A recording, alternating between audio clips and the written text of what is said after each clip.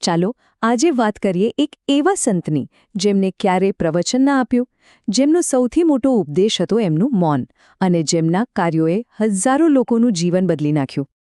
આ પંક્તિઓ છે ને, એ બજરંગદાસ બાપાનું આખું વ્યક્તિત્વ સમજાવી રહે છે. વિચારો, દુનિયા જ્યારે શબ્દોના ઘોંઘાટમાં રસ્તો શોધતી હોય ત્યારે બાપા ફક્ત પોતાની આંખોથી આશીર્વાદ આપતા, અને એમનું જીવન, એમનું આચરણ એ જ એમનો ઉપદેશ હતો. ખરેખર ગુરુ વિના આવું કોણ કરી શકે? તો સવાલ એ થાય કે આ મૌન ઉપદેશ એ આખરે હતો શું? ચાલો એમની આ એકદમ અનોખી રીતને થોડી ઊંડાણથી સમજીએ. જુઓ, ફરક સમજવા જેવો છે. સામાન્ય રીતે આપણે શું જોઈએ? ગુરુઓ પ્રવચન આપે, મોટા મોટા ગ્રંથો લખે, શાસ્ત્રો સમજાવે, ખરું ને? પણ બાપા આ બધાથી બિલકુલ અલગ હતા. એમણે ક્યારેય કોઈ જાહેર સભામાં ભાષણ નથી આપ્યું. એમનું જ્ઞાન કોઈ પુસ્તકમાં નહોતું લખાયેલું, એમના કામમાં દેખાતું હતું.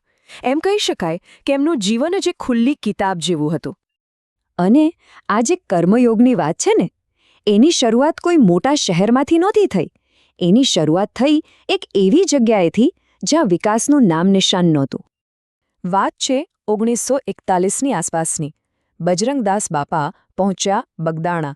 હવે બગદાણા એ સમયે ભાવનગર જિલ્લાનું એકદમ અંતરિયાળ પછાત ગામ હતું. પણ બાપાએ એ જ જગ્યા પસંદ કરી. કેમ? કારણ કે ત્યાં સેવાની સૌથી વધુ જરૂર હતી. બગદાણાની એ નાનકડી ધરતી પર જે સેવાનું બીજ રોપાયું હતું, એ ફક્ત ગામ પૂરતું સીમિત ન રહ્યું. એની મહેક, એની સુવાસ તો આખા દેશમાં ફેલાઈ ગઈ. અહીંયા એમની સેવાનો વ્યાપ જુઓ. એક તરફ 1958માં વિનોબા ભાવેની ભૂદાન ચળવળને પોતાની જમીન દાનમાં આપી દીધી, તો બીજી તરફ જ્યારે દેશ પર સંકટ આવ્યું, 1962માં ચીન સામે અને 1965માં પાકિસ્તાન સામેના યુદ્ધ વખતે દેશની રક્ષા માટે ફંડ ભેગું કર્યું. અને પાછા પોતાના ગામને પણ ન ભૂલ્યા. 1976માં બગદાણાને એક નવી નક્કોર હાઈસ્કૂલની ભેટ આપી. મતલબ એમની સેવા ગામથી લઈને દેશ સુધી વિસ્તરેલી હતી. અને દેશભક્તિની તો શું વાત કરવી? એ યુદ્ધ ફંડ ભેગું કરવા માટે એમણે શું કર્યું ખબર છે? આશ્રમની બધી સંપત્તિ તો ઠીક છે, પણ પોતાના શરીર પર પહેરેલી બંડી, પોતાની બંડી સુદ્ધાનું લીલામ કરી દીધું. આનાથી મોટું સમર્પણ અને નિસ્વાર્થ સેવાનું ઉદાહરણ બીજું શું હોઈ શકે? બાપાએ તો 1977માં દેહત્યાગ કર્યો, પણ એમણે જે સેવાની જ્યોત પ્રગટાવી હતી એ આજે પણ એટલી જ તેજસ્વી છે. ચાલો જોઈએ કે એમનો આ વારસો આજે ક્યાં પહોંચ્યો છે અને કેવી રીતે આગળ વધી રહ્યો છે. એનો એક દાખલો છે 1999નું કારગિલ યુદ્ધ. એ સમયે બાપાના ટ્રસ્ટે દેશના સંરક્ષણ ફંડમાં પૂરા 11 લાખ રૂપિયાનું દાન આપ્યું. આ બતાવે છે કે બાપા ભલે શરીરે નહોતા, પણ એમના સંસ્કાર અને પ્રેરણા એકદમ જીવંત હતા. અને હમણાં જ આપણે બધા જે મુશ્કેલ સમયમાંથી પસાર થયા, કોવિડ-19 મહામારી, એ વખતે પણ આશ્રમે 25 લાખ રૂપિયાનું મોટું અનુદાન તો આપ્યું જ, પણ એનાથી પણ વિશેષ આખા સંકટ દરમિયાન જરૂરિયાતમંદો માટે ભોજનની વ્યવસ્થા ચાલુ રાખી. એ જ બતાવે છે કે સેવાની પરંપરા ક્યારેય અટકી નથી. અને વાત ખાલી માણસોની સેવાની નથી.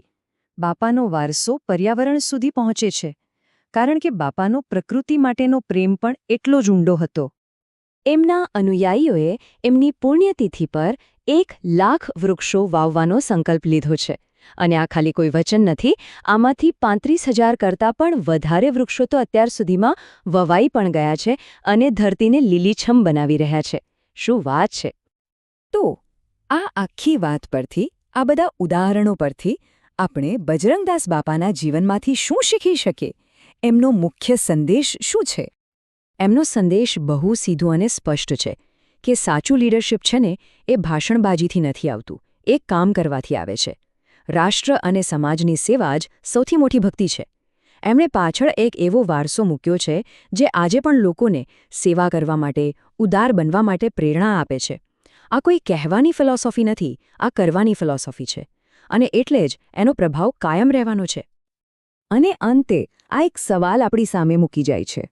આજની આ દુનિયામાં જ્યાં ચાને બાજુ શોરબકોર છે, દરેક જણ બોલીને, બૂમો પાડીને પોતાની ઓળખ બનાવવાની કોશિશ કરી રહ્યું છે, એવા સમયમાં એક મૌન ઉદાહરણની, ચૂપચાપ કરેલા કામની તાકાત ખરેખર કેટલી હોઈ શકે?